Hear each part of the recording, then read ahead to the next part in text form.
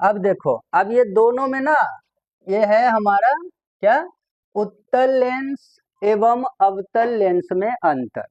ठीक है, उत्तल लेंस के विषय में हम लोग पहले ही पढ़े हैं, अवतल के विषय में भी पहले पढ़े, लेकिन अंतर नहीं पढ़े।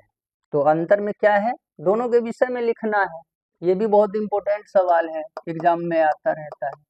ठीक है, कि अवतल लेंस और उत्तल लेंस में क्या अंतर है। ठीक है, पहला जो अंतर है देखो, उत्तल लेंस में किनारे पर पतला लेकिन बीच में मोटा होता है। क्या, देखो उत्तल लेंस जो बनेगा, देखो यहाँ पे ये है हमारा उत्तल लेंस। याद करो, बताए हुए हैं कि इस हिस्सा को हम लोग किनारा बोलते हैं। क्या बोलते हैं, किनारा। और ये जो हिस्सा, ये वाला, इसको हम लोग मध्य बोलते हैं, या नहीं तो बीच बोलते हैं, बीच वाला, है ना, बोलते हैं ना।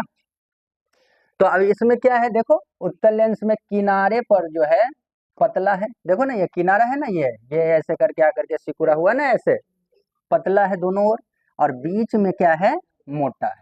लेकिन अगर हम अवतल का बात करें तो देखो बच्चा, अवतल में क्या है, ये हमारा, ये क्या है, अवतल, ये हमारा क्या है, अवतल।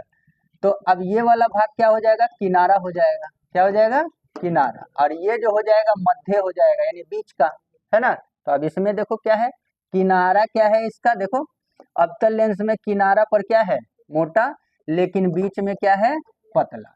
ये और थोड़ा बनाने पे और ये होगा, थोड़ा पतला बनेगा। ठीक है, दूसरा जो अंतर है कि उत्तल लेंस द्वारा वास्तविक एवं काल्पनिक दोनों प्रतिबिंब बनते हैं। प्रतिबिंब, यहाँ पे जो माइनस किए ना, ये इसमें सटा करके लिखना है। ठीक है, प्रतिबिंब बनते हैं। लेकिन वही अगर हम अवतल लेंस का बात करें तो इसमें केवल काल्पनिक प्रतिबिंब बनता है, और ये हम लोग पहले ही देख चुके हैं। उत्तल लेंस द्वारा बने प्रतिबिंब का निर्माण हुआ है ना, वो निर्माण किए थे ना, प्रतिबिंब का निर्माण उत्तल लेंस के द्वारा, फिर अवतल लेंस के द्वारा। तो ये सब उसमें देखा है ना, कि मतलब कि उत्तल लेंस जो है उसमें काल्पनिक और वास्तविक दोनों प्रतिबिंब, लेकिन अवतल में सिर्फ क्या बनता है, काल्पनिक प्रतिबिंब। तीसरा जो अंतर है कि उत्तल लेंस का जो फोकस होगा ना, वो क्या होगा, वास्तविक होगा, क्योंकि इसका मेन फोकस जो है इधर है। देखो, जो इसका जो फोकस, ये सब समझाए पहले ही, इसमें तो जगह भी नहीं, मान लो यही है, तो इसमें जो फोकस होगा वो देखो ऐसे करके कोई भी प्रकाश जाएगा ना, यहाँ पे अभिलंब से, यहाँ से मुड़ेगा ऐसे करके, फिर यहाँ आएगा, फिर यहाँ, यानी कि यहाँ पे फोकस बनेगा ना, ये इसका क्या है, वास्तविक फोकस है। लेकिन अगर हम इसका बात करें तो देखो इसमें क्या होगा, कि अगर यहाँ से कोई प्रकाश निकलेगा, ये मुख्य अक्ष है, क्या है, मुख्य अक्ष है, तो यहाँ पे क्या होगा कि ये आभासी फोकस होगा। ये क्या होगा, आभासी, यानी कि काल्पनिक होगा। तो इसलिए जो उत्तल लेंस का फोकस है वो क्या होगा, वास्तविक होगा, लेकिन जो अवतल लेंस का फोकस होगा वो क्या होगा, काल्पनिक होगा। ठीक है, चौथा अंतर है कि उत्तल लेंस की जो फोकस दूरी है वो धनात्मक होती है। कैसे, क्योंकि फोकस इधर है, इसका फोकस किधर है, इस साइड।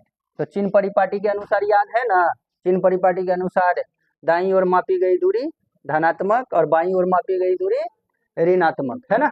ऊपर की ओर मापी गई दूरी धनात्मक और नीचे की ओर मापी गई दूरी ऋणात्मक। तो इस वजह से जो उत्तल का फोकस होगा वो क्या होगा, धनात्मक, लेकिन अगर हम अवतल का बात करें तो इसका फोकस क्या हो जाएगा, ऋणात्मक, क्योंकि ये इधर है, देख रहे हो, इधर बाईं ओर है।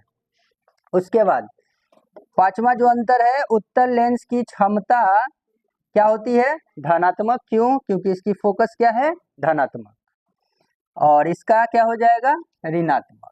ठीक है, उसके बाद 6 नंबर में है कि उत्तल लेंस को हम लोग अभिसारी लेंस कहते हैं, अभी पढ़े है ना पहले अभिसारी की क्रिया, और अवतल को हम लोग क्या बोलते हैं, अपसारी लेंस। ठीक है, समझ गए ना इतना।